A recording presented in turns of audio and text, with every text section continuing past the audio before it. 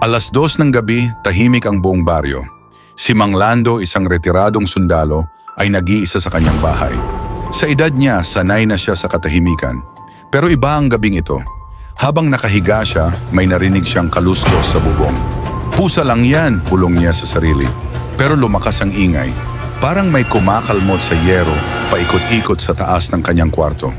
Bumangon siya at kumuha ng itak. Lumabas siya ng bahay, tinutok ang flashlight sa bubong, wala. Pagsilip niya pabalik sa loob ng bahay, may nakita siyang anino sa kisame, nakadikit. Isang nilalang na mahaba ang dila, mapuputi ang mata at may pakpak. Tik-tik, mahinang usal niya. Biglang bumagsak mula sa kisame ang nilalang, mabilis, tahimik.